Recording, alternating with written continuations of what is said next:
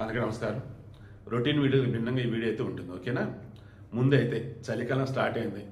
అసలు చేతులు ఏంటి, ఫేస్ ఏంటి, మొత్తం చేంజెస్ వస్తున్నాయి. కొంచెం కేర్ఫుల్గా అయితే ఉండండి.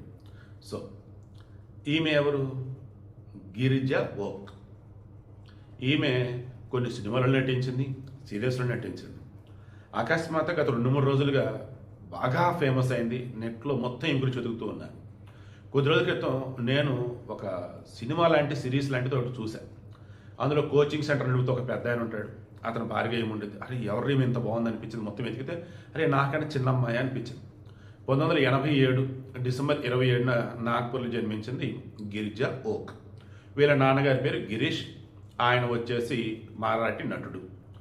ఈమె కూడా ఎర్లీ ఏజ్లోనే సీరియల్స్లో, సినిమాల్లో, యాడ్లో నటిస్తూ బాగానే ఫేమస్ అయింది. తారే జమీన్ పర్, తర్వాత మన జవాను. రీసెంట్గా అన్నప్పుడు గుల్షన్ దేవయ్య కాంతార సినిమాలో నటించాడు చూసారా, రాజ్ క్యారెక్టర్లో, యువరాజ్ క్యారెక్టర్. అతనికి ఈమెకు సంబంధించి థెరపీ షెరపీ అని చెప్పేసి త్వరలో ఒక వెబ్ సిరీస్ సినిమా రాబోతుంది. అందులో వీళ్ళిద్దరి మధ్య కొంచెం ఇంటిమసీ అంటే పర్సనల్గా ఉండే కొన్ని సీన్స్ ఉన్నాయి. ఆమె ఇబ్బంది పడుతున్నట్టుగా గుల్షన్ దేవయ్యకి అనిపించి కనీసం 16 సార్లు అడిగాడంట.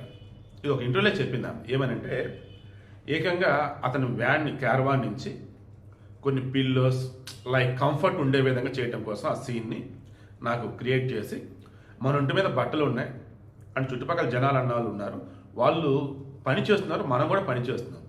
సో ఇక వేరేది ఏం ఆలోచించవద్దు, సీన్ ఏది చెప్తే మనం చేసేద్దాం అని చెప్పుకున్నాడు. ఎంత కంఫర్ట్ ఫీల్ అయ్యానంటే నేను, ఇటువంటి నటులు కనుక ఉంటే వాళ్ళతో కలిసి యాక్ట్ చేస్తున్నప్పుడు సీన్ ఏదైనా సరే చేసేయచ్చు అని చెప్పేసాను. అంటే ఇప్పుడు ఈమె గురించి అసలు మీరు ఎందుకు చెప్తారంటారా? ఏమిలా అకస్మాత్తుగా ఫేమస్ అయింది. ఎందుకు ఫేమస్ అయింది ఏంటన్నప్పుడు 37 సంవత్సరాల వయసులో ఆమె చూపులు కానీ, ఆమె యొక్క వ్యవహార శైలి కానీ అందరికీ నచ్చటం, ఒక నటీమణిగా నటించాల్సి వచ్చినప్పుడు కొన్ని ఇంటిమసీ సీన్లో కూడా ఎలా నటించాలన్నప్పుడు ఆమె చెప్పిన విధానం. Fresh lime soda FLS group అని ఉంటుంది. తన ఫ్రెండ్ అక్షర్తో కలిసి అది పెడతాం జరిగింది. ఫ్రెష్ లైమ్ సోడా అంటే సోడా కొట్టు కాదు, ఓకే, తినే షాపులు కాదు. అవి అద్దకం వస్త్రాలకు సంబంధించి, మంచి మంచి డిజైన్స్ ఉన్నటువంటి బట్టలకు సంబంధించి, అప్రైల్స్కి సంబంధించి అమ్మకం. ఓకే, దానిని స్టార్ట్ చేసినప్పుడు కూడా ఇదేంటి ఫ్రెష్ లైమ్ సోడా అని పెట్టామంటే, ఓ రోజు ఎక్కడికో చిన్న ఈవెంట్ లాంటిది ఏదో ఉంటే వెళ్ళేసి వస్తున్నప్పుడు ఆ ఫ్రెష్ లైమ్ సోడా తాగిన ఒక రకమైన ఫీలింగ్ వచ్చిందంట. అది భలే ఉంది కదండి, దాన్ని అదే పెడదామని చెప్పేసి అనుకుంది.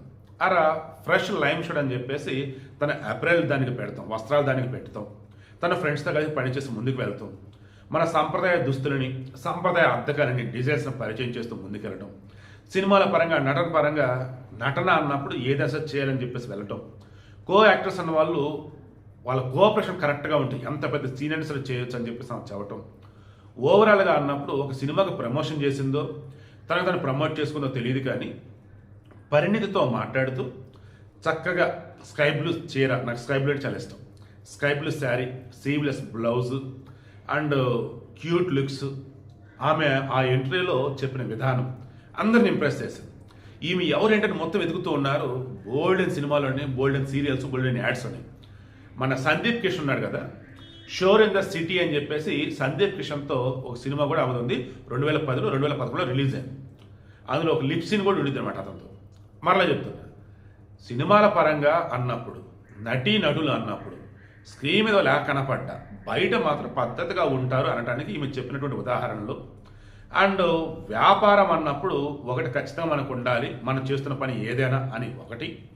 అంటే జీవిత సత్యాన్ని బతకడం కోసం ఏం చేయాలనుకున్నప్పుడు, చేస్తున్న పని పట్ల డెడికేషన్ ఎలా ఉండాలన్నప్పుడు, అండ్ చుట్టుపక్కల ఎంతమంది ఎలా ఉన్నా, నువ్వు చేసే పని మీద నీ కాన్సన్ట్రేషన్ కనుక ఉంటే నువ్వు సక్సెస్ అవుతావు అన్నట్టు ఈమె ఆ ఇంటర్వ్యూలో చెప్పినవన్నీ ఈరోజు హైలైట్ అవుతుంది. అండ్ ఈమె గతంలో ఏమేమి సినిమా చేసిందనేది ఇప్పుడు అంతా చూస్తున్నారు.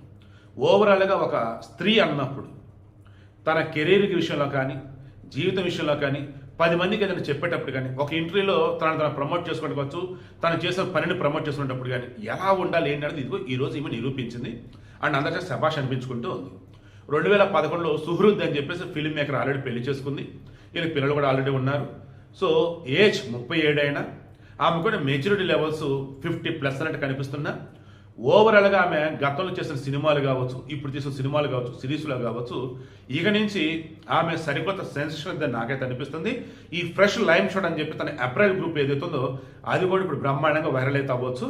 నచ్చితే హ్యాపీగా మీరు కూడా కొనుక్కోండి, నచ్చకపోతే మీరు చేసే పనిని ప్రేమించండి. ఏదైనా కొత్తగా ఏదైనా పేరు పెట్టాలన్నప్పుడు క్రియేటివ్గా ఉండేలా చూసుకోండి.